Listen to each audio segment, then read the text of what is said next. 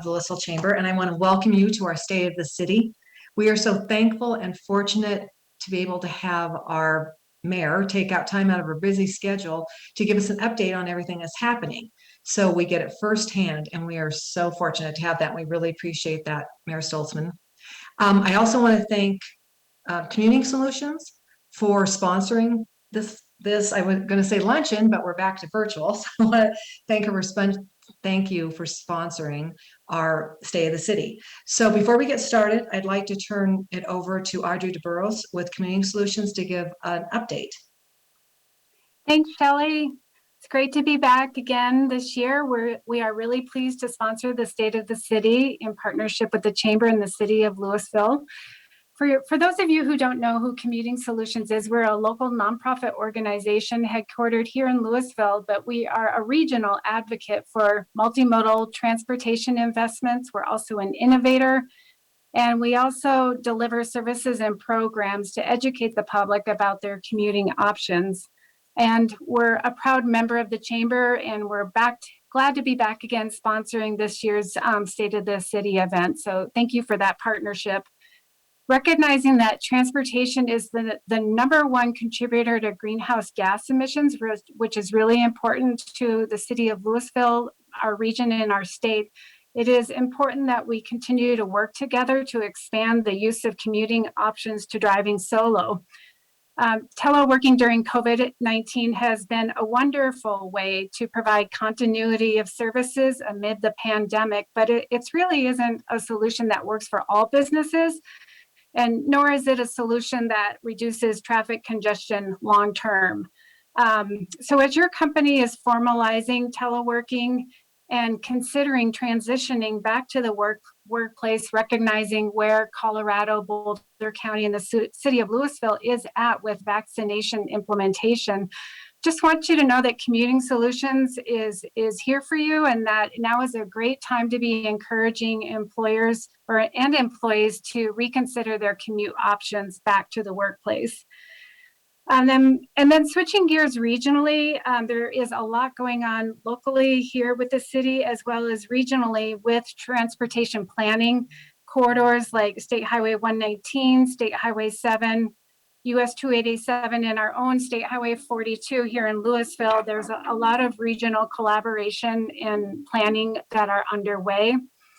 I'm really excited in particular, and I hope the mayor might say a bit about quiet zones that are going to be implemented here in Louisville, but that we've worked on it for a very long time to make the whole Northwest Rail Corridor alignment quiet, which will improve noise mitigation, of course, but also safety. We're also working together to bring front range passenger rail to the Northwest Metro region, and there's a state bill that's underway to address funding that is definitely needed for Colorado's transportation mobility needs. So transportation is just a super important topic, both locally, regionally, and in the state, and we're happy to be a partner with the Chamber and others, our city government, to bring options forward to our community and beyond. So you can learn more about us at commutingsolutions.org. Thanks again, Shelley, and I'll turn it back to you.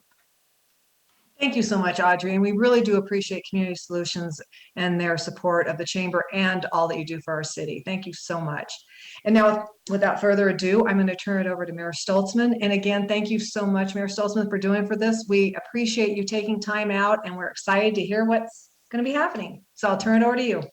Well, thank you, Shelley. Thank you so much for having me today, and thank you for everything you've been doing for the community in this last year. The Chamber of Commerce has done a great job with communication and keeping spirits really high for everyone, and we really couldn't do it without them. So thank you, Shelley and Amy, for everything. You guys, it seems like you've got about 100 people working over there, and it's really just you. So thank you so much for everything you're doing.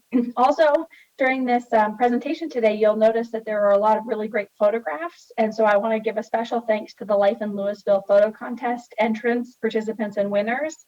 Thank you for taking great shots of Louisville and sending them into the city so that everyone can enjoy your work. And if we have any other photographers on the call, remember to send your photos in next year, and then you'll see them on places like the city webpage and in presentations and in flyers and things like that. So with that, we'll get started into the presentation. So the first thing I would like to talk to everybody about is just really encouraging everyone who is able to get a vaccination to go ahead and get your vaccination if you haven't already. Our community is doing a great job. We're on track with vaccinations, but we're still not to that 80% mark that we'd like to see. We're really hopeful that today we'll hear from CDPHE that 12 and up will be able to be included. It's going through all the processes to make sure that there's proper review at the federal and state level, and we're hopeful that that will be coming soon. Not quite yet, but once we get the 12 and up, we'll get even more folks vaccinated. If you are having trouble, please call me or call Katie Tofty over at the Rec Center for help figuring out how to get signed up for your vaccination. And if we all do our part, we'll be able to get back out there sooner than later. Thank you for that. And before we go any further, it's been a darn tough year for everyone. And I just want to take a moment to say a big thank you to our city staff. You can see this picture here. It almost gives me a little anxiety to see that many people together without face covers on. We've been so long working hard at keeping apart. So this was obviously taken before 2020, but this is our city staff, and you would not believe all the things the staff members have been doing for us in the last year. Figuring out for the first time ever how to do building permits all online. Figuring out how to do rec classes online for folks who can't make it into the rec center. We also have had frontline workers that have had to go in the entire pandemic, police officers, water staff, wastewater staff, operations crews. So they've been going in, really risking their lives when it was a very dangerous time for everyone. So we're so thankful for them. And I just want to make sure everybody in the community takes a moment to thank staff members when you see them out and about in the community. The stories from the last year are incredible. And so if you have a moment to talk to someone to hear what they've been through in the last year, it's really worth the time to listen and understand and just be thankful for everything the staff has done for us. So before we go into what's going on this year and our finances and the state and the position that we are, I just want to take a moment and look over the last year in photos. So masks was a big part of last year. So throughout the entire year, last year, we've been talking about wearing your facial coverings. And you can see Councilmember Fahey there in the top left. And she and other community members sewed hundreds and thousands of masks for other community members, and they were distributed throughout the community before people were able to buy them. So a big thank you to all the community members who participated in making masks at no cost for others. We did some contests online where people sent in great pictures of themselves wearing facial coverings before they were able to get the really high-tech ones. So you see Councilmember Dickinson and Mayor Pro Tem Maloney there with their face coverings on.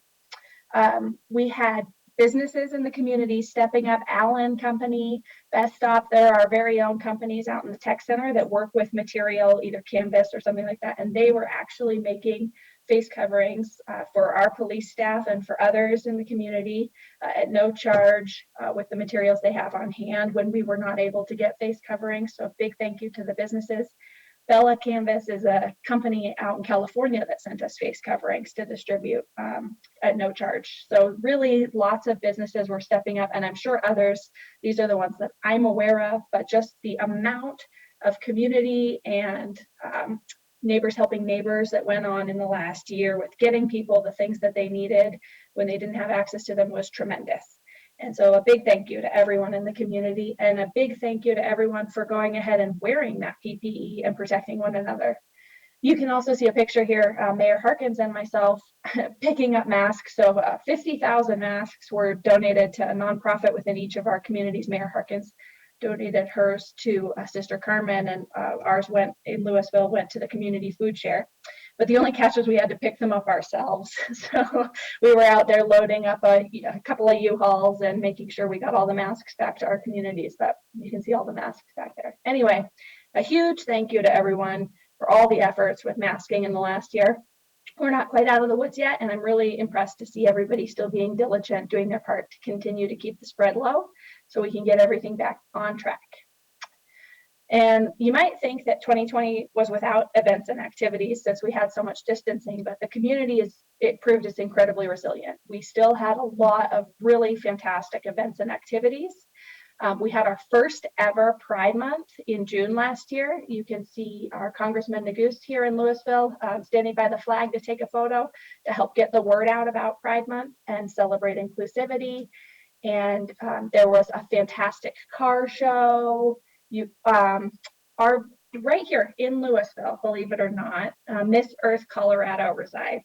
And I did not know that until last year, and I was so excited when I found out. And so it's a pageant program, and Miss Colorado, the one who won all of Colorado, lives in Louisville, and her mission is to reduce plastic bag use, and that tied in so nicely with what the citizens were working on last year in getting everybody to choose to reuse and stop taking single-use bags from the grocery store. And the voters actually went ahead and approved a single-use bag tax of 25 cents.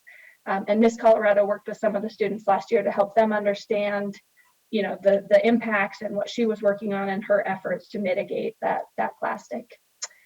Citizens also went out to the post office to support our local post office employees and encourage the federal government to restore services at the post office.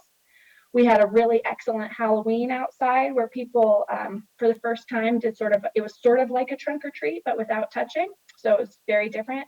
And of course, I would be remiss if I didn't mention the outdoor dining all across town, but in downtown. And special thanks to our Economic Vitality Director, Megan Pierce, and the entire operations crew under Director Coar for really, in very short order, turning that around and making it so that folks were able to dine outside instead of having to be indoor. There also were a lot of events and activities that were focused on positive change. With the murder of George Floyd last year, the dedication and commitment from our community to address systematic injustice was very uplifting and impressive. Community members took to producing art for the entire community, poetry. One resident did a fundraiser with our library, and our library staff did a fantastic job of making sure that we had a plethora of literature for folks to engage with and to understand the issues better. And our local nonprofits did their part too in making sure that there were services and supplies available to the community. We just started to scratch the surface with listening sessions around equity, diversity, and inclusion last year, and we're continuing that effort into this year. Community members also organized a rally and very peacefully protested the injustice that they were seeing in the community. And I'm just so proud of Louisville for making sure that there was peaceful protest and their voices were heard for positive change, and that we didn't see the detriments that were seen in other areas where things got negative and violent. It was very peaceful and working toward better outcomes for all. Thank you very much to everyone in the community for your efforts around that. Even though everyone was so busy addressing COVID-19, we still got some improvements done and some capital projects done that we're able to proceed on. So there were 2 new playgrounds that were opened last year. And normally our playground openings are filled with families and lots of running and jumping, but we did some socially distanced soft openings, and then the kids were able to use them throughout the summer. So 2 new playgrounds. Improvements to our parks where we no longer use 2,4-D and glyphosate, some chemicals that are commonly found in Roundup. And there were recycling and compost bins added to several parks. We also worked on mobility. You heard from Commuting Solutions, who does a great job in trying to help us with our mobility options and reducing our greenhouse gas emissions. And we were able to open an underpass and a number of other infrastructure improvements for bicycles and pedestrians. So you can see the underpass opening here, and you probably have had a chance to experience the bike lanes, sidewalk and crossing improvements around town. So thanks so much to the public works staff and the city manager's office for all your efforts on this. So, the big theme from the last year is really thank you to everyone in the community. Thank you. It's been tremendous to see people helping each other at such a large rate and really supporting one another. And we're going to need to keep doing that going forward. So thank you so much. And we're going to keep it up. So that kind of takes us to a different part of the presentation, which is really about the financial state of the city and the financial overview of where we are today. So just for starters, I'll just go over a brief reminder, and everyone here probably already knows this, but the major sources of funding for our community, for our city government, are property taxes, sales taxes, and fees for services. And I'll show you the breakdown of how we get those But first, I wanted to just kind of remind everyone that of your property tax bill, these two bars over here, the gray bar and the yellow bar, represent the city portion. So it's about 10% of your property tax bill. The fire district's about 8%. The county is about 26% of your property tax bill, and over half of it is for the school district. So when you pay your property tax bill, it goes to a number of different governmental agencies for different services and for different infrastructure. And then within the sales tax breakdown, you can see that the city is the largest share with 3.65% of the sales tax that's charged out of the entire 8.635% that's charged in our area. And the county, state, RTD, and SCFD make up the rest. And then last, a number of services that we provide around the city are fee-for-service programs. So like your water or your trash service is a fee that you pay directly for the service. Similarly, if you go to the rec center, you might pay a fee to use the service, dog licensing, other things like that. So you can see overall in our city budget, sales and use tax is actually the largest portion of revenue for our budget, followed by that fee for service business type services. And then you can see that property tax, grants, and other revenue are the smaller shares of revenue that we get for the city. And so the charges for service portion, if people aren't getting building inspections, we don't have as many temporary inspectors that we have to bring on. So the charges for service and the cost of the service are proportional, generally speaking. And so I'll focus today mainly on the sales and use tax section, because that is the section that is very variable. And when we were going into the pandemic, the most uncertainty around what our revenue would look like out of that sales and use tax portion. So you can see this is the final for 2020. And when we were going into the pandemic, we were very uncertain about how far down our sales tax revenue would go, just because, we know things like restaurants and perhaps even retail merchandise and lodging and things like that would be reduced in 2020 with the pandemic. So we were a bit more conservative than this when we did our budget amendment. But at the end of the year, excluding audit revenue, you can see that we were down 2.9% on our sales tax. Looking through this, just a couple of things of note. In 2018 here, that was when we added the new 0.15% recreation tax. So some of that bump is not organic growth, it's a new tax. And the rec tax would have carried on into these two future years. And then, of course, in 2020, we had COVID-19 and ended the year at about 2.9% down from 2019. But let's look a little closer at how that came about, because some industries obviously were much more impacted than others. Food and beverage is not particularly surprising to many of us. We all know how hard the restaurant industry has been hit by COVID-19, and that is why a number of the city's targeted business grants and programs were aimed at the food and beverage industry to try to help them out. So you can see in 2019, our sales tax collected from the food and beverage industry was here, and we had a sharp decline. Similarly, lodging and auto use tax were down significantly in 2020. But other sectors were up in 2020 to make up, to get us to that balance of the minus 2.9% from 2019. So you can see that grocery was up, building materials was up, and general merchandise was up in 2020 over 2019. So a lot of folks have asked, well, what's happening with retail vacancies, and how are people ordering things now, and what's happening to city revenues? So I put this slide together for you all to see from 2015 to 2020, how sales tax revenue has changed from what we call sales inside the city to sales outside the city. So when a sale is made online and delivered to your home, sales tax is still paid on that sale, and that's called outside city revenue. So if you have something delivered to your home, sales or use tax might be paid on that delivery. And so you can see that we have had a growth in revenue from outside city sales, and inside city sales has gone down. But let's dig into some other things there.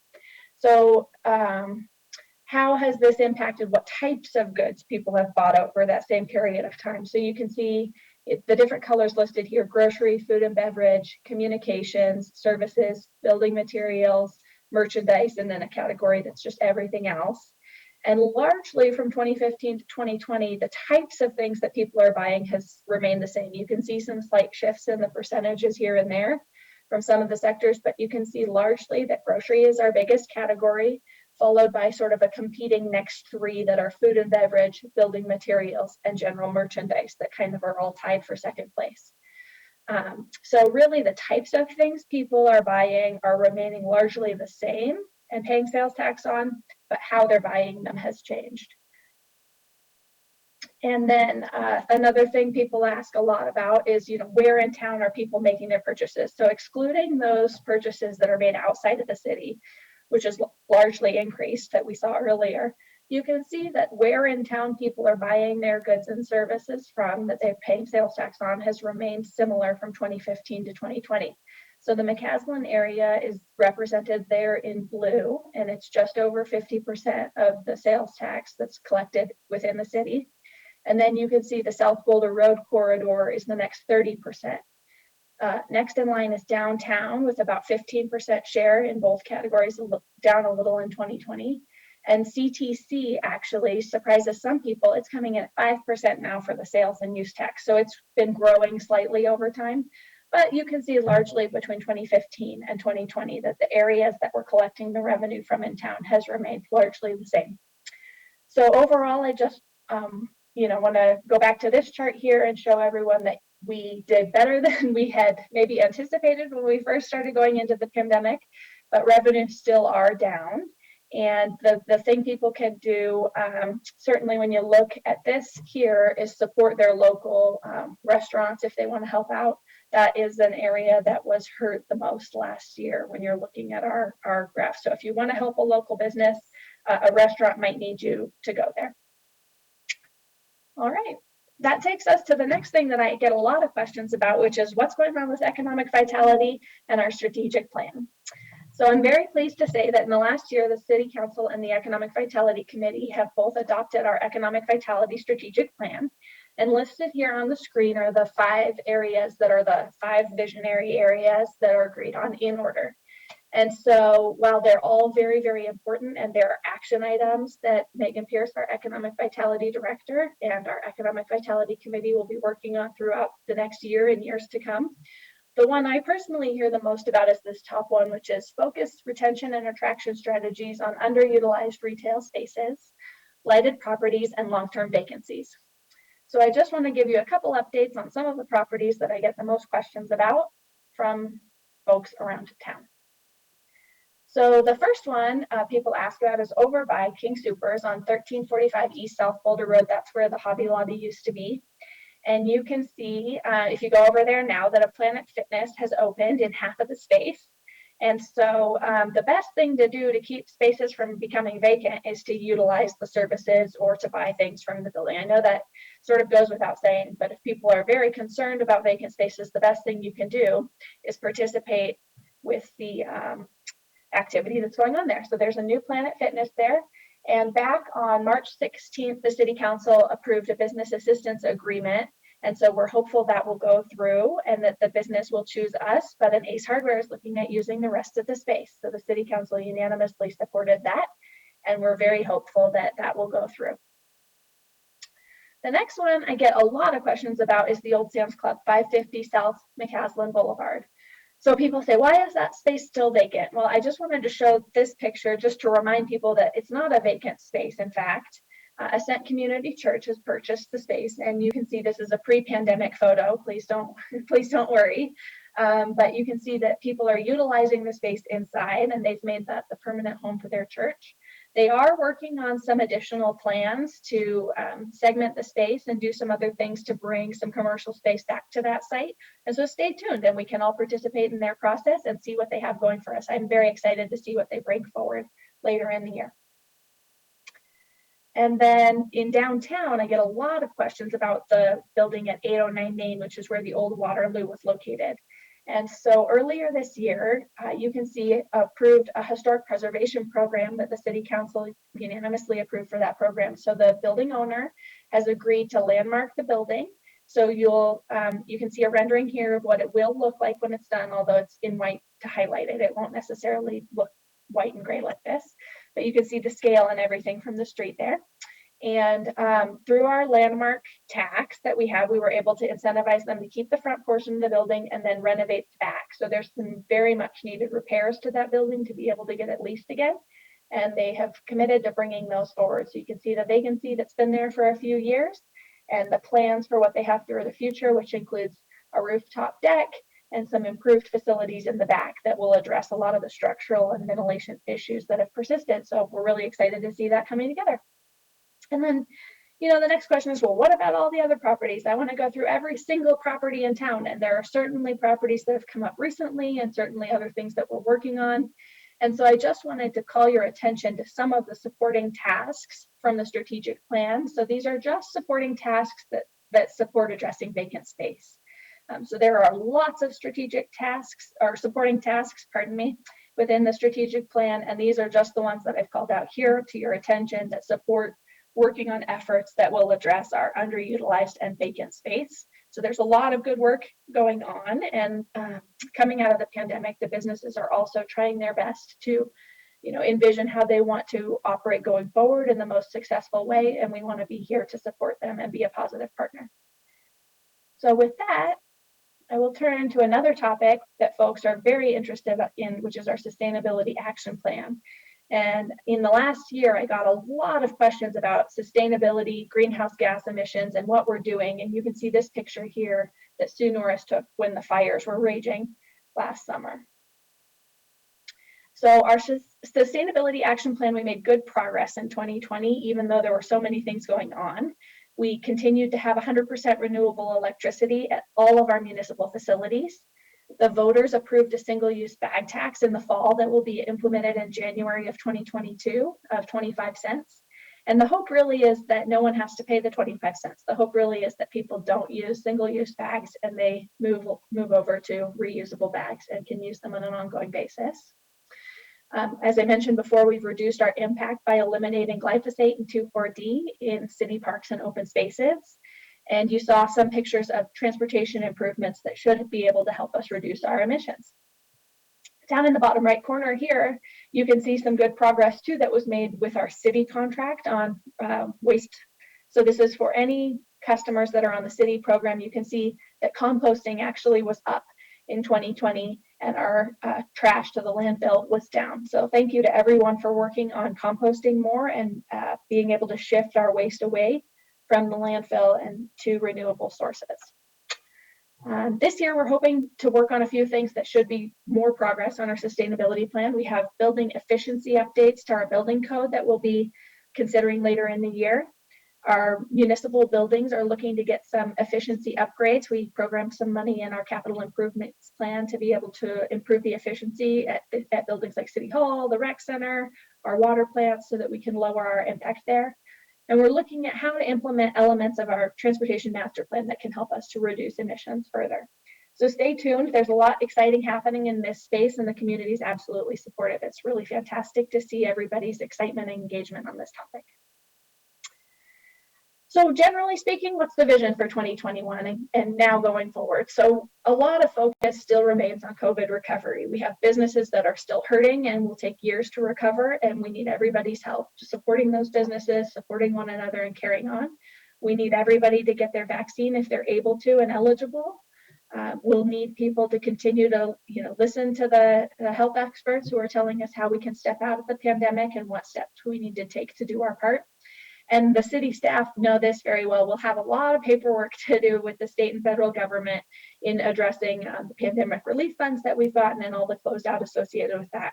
So while it may seem like we're out of the woods, we're not quite yet. And there's still a lot of work going on behind the scenes around COVID and COVID recovery. We also are looking at how we can make strategic investments with any recovery funds that we get from the federal government, either strategic investments that help to make the community more inclusive, or strategic investments that reduce our ongoing operating costs, avoid other costs, or could be intergenerational programs. So the council will continue to discuss those throughout the year. Our council work plan for the year has identified some targeted programs and conversations that we're looking at having, including around equity, diversity, and inclusion. And we've appointed a task force to study this for us and give us their recommendations. The Sustainability Action Plan continues to be of incredible importance, as well as the Strategic Plan for Economic Vitality and the Transportation Master Plan. You know, all of this can seem overwhelming because on top of all of these other programs and services that we're talking about today are on top of the excellent city services that we are striving to provide. So things like Memory Square Pool is now open again, the rec center's reopening, the library is reopening and has many services and programs. Our fantastic museum is open and has excellent services and programs. So there are a lot of city services going on day to day that continue to strive to be excellent and to meet the requirements of the community members.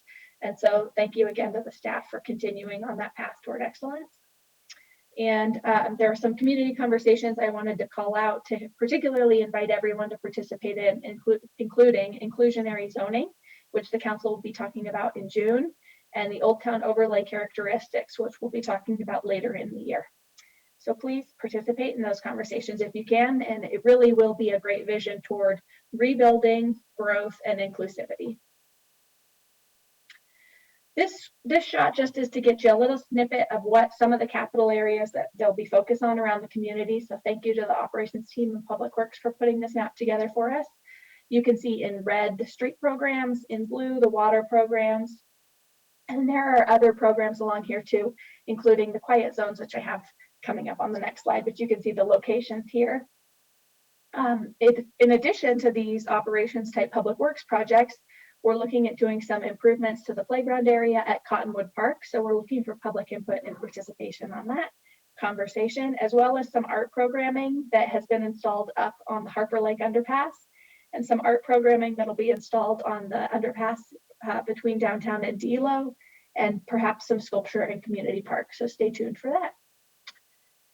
So as I mentioned on the last page, and as Audrey from Commuting Solutions told us about, we have the Quiet Zone project that's now underway. This has been years in the making. The quiet zones were first identified by community members when the train horns were actually increased in volume. So it used to be that train horns were sounded at a lower decibel level, and the federal government increased the standard years ago. And it made it so that it was much more disturbing to people that lived closer into the train tracks. In addition, when the Fast Tracks plan was approved, we had some environmental analysis of the corridor, and it was identified that for commuter rail to go through our area, we would need to put quiet crossings in the whole region. And our city staff has been working at this ever since. We get a lot of emails from community members who are very much eager about the trains going quiet. I also get emails from people that are very nostalgic about the train horns and like them very much. And so the thing I try to say is these are required for our commuter rail, and the people who are bothered by it appear to have a much worse time than the people who find the nostalgia in it. So I hope there can be some compromise in the community around that. And I just also want to add that even though we will have quiet crossings and it will bring relief to the folks who are looking forward to it, if there is a situation where there's an emergency or the engineer finds the need, they will still blow their horn at the crossing or another location on the track. So for the folks who really love the sound, there still will be sound from time to time. And that takes us, and so thank you to everyone on staff for working so hard for years and years on this, and to all the councils that have come before this city council that have worked on this marathon and getting it to where it is today. And the next marathon I would like to talk about is the Windy Gap project. So we get a significant portion of our water from the Windy Gap, and that is this star on the map here, and it is piped back into Grand Lake and then over the divide into Carter Lake and Reservoir. That's how our water is currently supplied, in addition to some water that we get over here from El Dorado Springs area. And so the Windy Gap water, we actually have more water rights than we have area to store it, and this has been the case for years and years. And so again, a marathon that many councils ahead of us have been working on is to get additional storage space in what will be the Chimney Hollow Reservoir to put our water so that we can utilize it when there are drier or drought times. And so you can see here is Carter Lake, where our water is currently being stored, and here's Chimney Hollow, which is where the future additional water will be stored, which is right next to it. And so that project has been tied up through environmental assessment review and litigation, and it appears that it is now moving forward this year. And so you will see the water funds that we've been saving up for that project will be utilized on it finally, And this is something that will help our water sustainability going forward to ensure that we're more resilient in addressing drought. All right, so the next section is something that's new that I added. I get a lot of emails from students around town. Some of them are forced to email the city council through school assignments, and some of them are just emailing to be engaged and are interested. So I gave students the opportunity to tell us what they'd like to tell us today. So the first students, I will just turn it over to them. They made a video that they would like to share.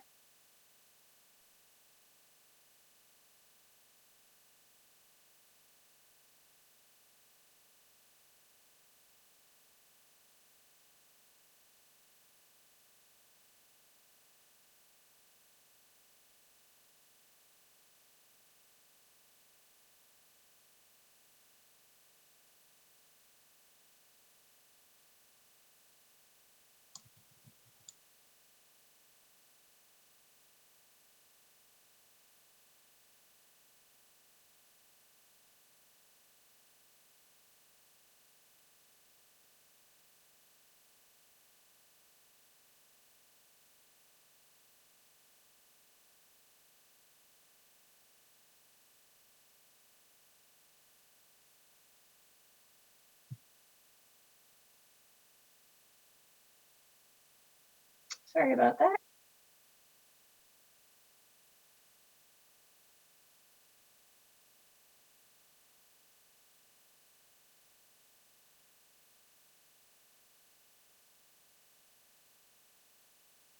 I just got a text message that you all couldn't get the sound for that, so I am really sorry. They were very wonderful.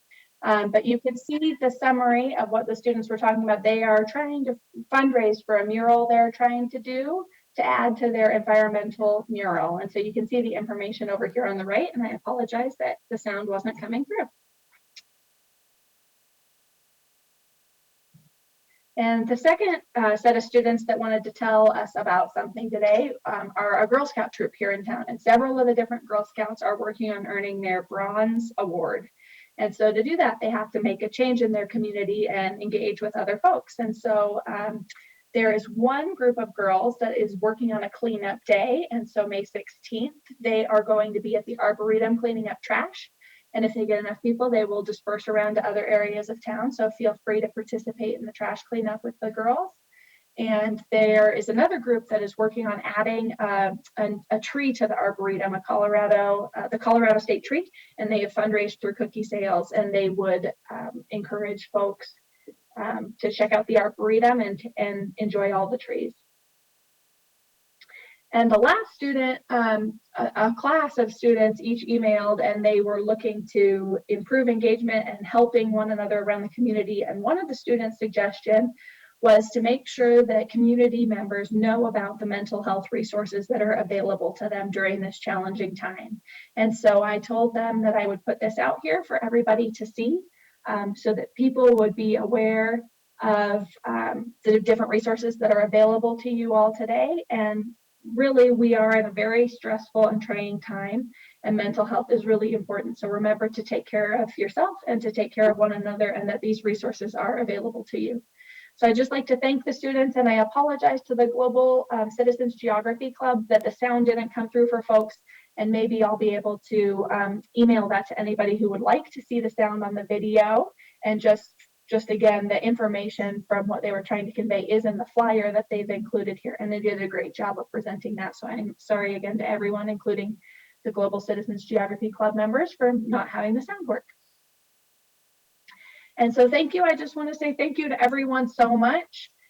It was definitely a darn tough year, but here's to 2021, and we're going to continue working on making the community a more inclusive and better place. And so thank you so much, and I'll turn it back over to Shelley Angel for any closing remarks. Thank you again, Mayor. I can't tell you how much we appreciate that. That was a lot of information you gave us. And for all of you that are on, it'll also be on the website. We did record this, so it'll be on the website in case you missed anything, because there was a lot of interesting information. And the one thing, Mayor, thank you for getting us through 2020, because with your leadership, I think we did a good job. 2.9% in the sales tax, down is bad, but it's not huge. And compared to other communities, I think we really did well. And that's thanks to our citizens. I mean, the resilience of our town always amazes me. And no matter what happens, we all get together and come together and make it work. So thank you again for spending time with us and giving us an update. I see that there's somebody want to know if they could get, Debbie want to know if we can get a copy of the slides. That will all be on the recording, correct? So thank you so much, Mayor. I appreciate it. Thank you again to Commuting Solutions for sponsoring, and everyone enjoy the sunshine while it's here. So thank you so much. Thank you, Shelley. Bye.